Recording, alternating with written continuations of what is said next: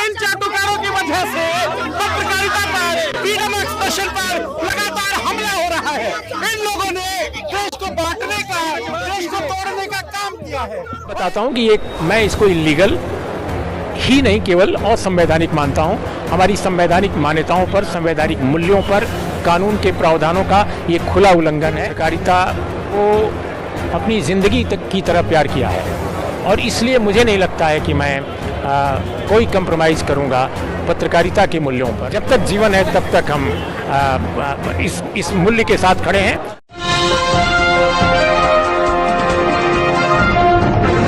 साथियों नमस्कार, मैं हूं नीरज पटेल और आप देख रहे हैं नेशनल जनमत। इंदिरा गांधी द्वारा लगाई गई इमरजेंसी को मैं सामने से नहीं देख पाया था क्योंकि उस समय मेरा जन्म ही नहीं हुआ था, लेकिन मोदी राज में पत्रकारों पर या अपने खिलाफ उठने वाली हर आवाज को दबाने की जो अघोषित इमरजेंसी देश में चल रही है, उसको एक स्वतंत्र पत्रकार होने के नाते महसूस कर रहा हूं। भगवा राज में गोदी पत्रकारों को दलाली, वसूली, गुंडई करने का लाइसेंस प्राप्त है, लेकिन सरकार से सवाल करने वाले पत्रकारों को पहले देशद्रोही कहा जाता था और अब उनको आतंकवादी पत्रकार कहते हुए गिरफ्तार कर लिया गया है। इस भगवा राज में माफियाओं और पत्रकारों को भी दो हिस्सों में बांट दिया गया है। ऐसे माफिया जिनकी जाति भारतीय जनता पार्टी को सूट करती है या जो बीजेपी के समर्थन में खड़े हैं, वो सभी राष्ट्रवादी माफिया हैं, उनका कोई बाल बांका नहीं कर सकता।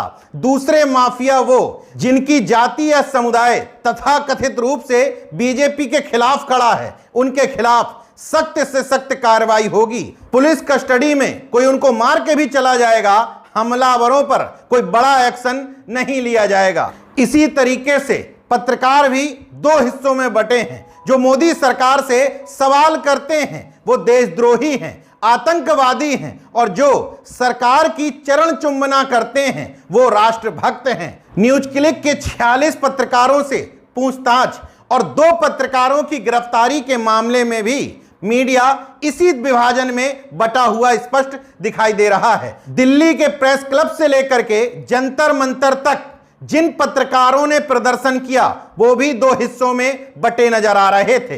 एक गोदी पत्रकार जो इन पत्रकारों का ही विरोध कर रहे थे, दूसरे वो पत्रकार जो कहते हैं कि सरकारों से सवाल करना पत्रकारों का असली कर्तव्य होता है। जंतर मंतर पर प्रदर्शन कर रहे ऐसे पत्रकारों के सामने जब सुदर्शन न्यूज जैसे चैनल की पत्रकार, जिसका एजेंडा ही हिंदू मुस्लिम सांप्रदायिकता होता है, तो सरकार से सवाल पूछने वाले पत्रकारों ने सुदर्शन न्यूज वालों से सवाल पूछना शुरू कर दिया। सुदर्शन न्यूज के पत्रकार भड़क उठे तो वहां के वास्तविक पत्रकारों ने उनको वहां से दौड़ा करके भगा दिया। पत्रकारिता पर जो हमला हो रहा है, वो पत्रकारिता पर हमला पत्रकारों की एक जमात के कारण हो रहा है।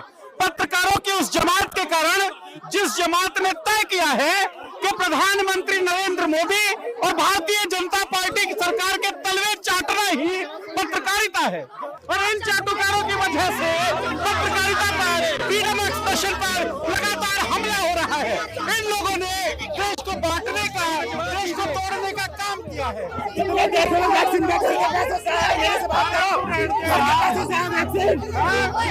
वास्तव में मोदी हैं तो कुछ भी मुमकिन है। मोदी के रहते हुए ही यह संभव था कि पहले तो राजनीतिक दल आमने सामने आते थे, आरोप लगाते थे, मगर मोदी के रहते हुए पत्रकार भी 2 हिस्सों में बढ़ गए हैं। सामने दलाल पत्रकार खड़े हैं जो पत्रकारों पर ही सवाल उठ रहे हैं, उनके सामने जो पत्रकार खड़े हैं वो दलाल पत्रकारों से सवाल पूछ रहे हैं। ऐसा मोदी के रहते ही मुमकिन हो सकता था। हालांकि पत्रकारों के 15 संगठनों ने देश के चीफ जस्टिस को पत्र लिख करके इस मामले में हस्तक्षेप की मांग की है। उन्होंने कहा किसी के खिलाफ भी आरोप लगाए जा सकते हैं, मगर स्थापित पत्रकारों के खिलाफ एक्शन लेने में कुछ नियम कायदे कानून बनाए जाने की जरूरत है। 46 पत्रकारों से मोबाइल लैपटॉप छीन लिए गए बिना यह सुनिश्चित किए कि वो लौटाए जाएंगे भी या नहीं, और अगर लौटाए जाएंगे उसमें जो डाटा है वो सुरक्षित रहेगा या नहीं। जांच एजेंसियों को किसी से भी पूछताछ करने की इजाजत है, मगर उससे पहले नोटिस तो दीजिए। एफआईआर किस आधार पर दर्ज कराई गई है वो तो दीजिए। न्यूज क्लिक से जुड़े 46 पत्रकारों से पूछताछ करने के बाद उसके संपादक प्रवीर पुरकायस्थ और एचआर हेड अमित चक्रवर्ती को गिरफ्तार जरूर किया गया है, लेकिन दोनों के ही वकीलों का कहना है कि पुलिस ये तक नहीं बता रही कि इनको किस अपराध के तहत गिरफ्तार किया गया है। महज दलाल मीडिया में एक खबरें आ रही हैं कि ये आतंकवादी पत्रकार थे और यूएपीए के तहत इनको गिरफ्तार किया गया है। दो हिस्सों में बटे पत्रकारों का पहला हिस्सा आपने देखा जिसमें दलाल मीडिया को भगाया जा रहा है। अब दूसरे पत्रकार उर्मिलेश उर्मिल, इनको भी पुलिस पूछताछ के लिए कई घंटों तक थाने में बैठाया गया। इनका भी मोबाइल और लैपटॉप जब्त किया गया। जब्ती के बाद प्रदर्शन में शामिल हुए प्रेस क्लब में इनका क्या कहना है वो भी सुनिए। बताता हूं कि मैं इसको इलीगल ही नहीं केवल असंवैधानिक मानता हूं। हमारी संवैधानिक मान्यताओं पर, संवैधानिक मूल्यों पर, कानून के प्रावधानों का ये खुला उल्लंघन है और उसका पूरी तरह से पुरजोर विरोध किया जाना चाहिए जनता द्वारा, समाज द्वारा। पत्रकारिता को अपनी जिंदगी तक की तरह प्यार किया है और इसलिए मुझे नहीं लगता है कि मैं कोई कंप्रोमाइज करूंगा पत्रकारिता के मूल्यों पर। इस पूरे घटनाक्रम को देखने के बाद इतना निश्चित है कि मोदी और शाह बीजेपी के आज भले ही शिखर पुरुष बने बैठे हों, लेकिन बीजेपी को ये दोनों की जोड़ी नेस्तनाबूद करके रहेगी, क्योंकि जितना एग्रेशन, जितनी तानाशाही, जितनी निरंकुशता समाज के सामने आएगी वो बीजेपी के लिए भले ही प्रारंभिक तौर पर फायदा दिखे, लेकिन अल्टीमेटली वो बीजेपी को नेस्तनाबूद करने में, जनता के मन में गुस्सा पैदा करने में काम आ रही है। उत्तर प्रदेश का विधानसभा चुनाव इसका सर्वश्रेष्ठ उदाहरण है।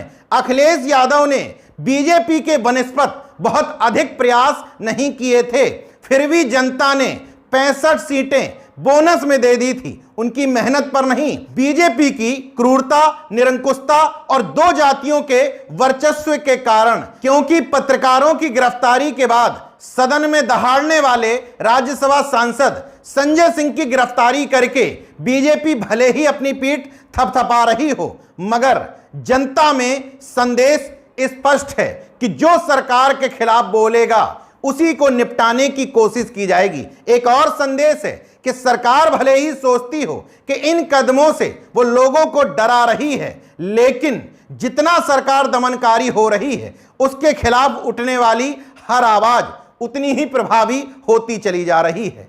देखते रहिए नेशन जनमत, जागरूक और सजग बने रहिए। जय विज्ञान, जय संविधान, जय लोकतंत्र। धन्यवाद।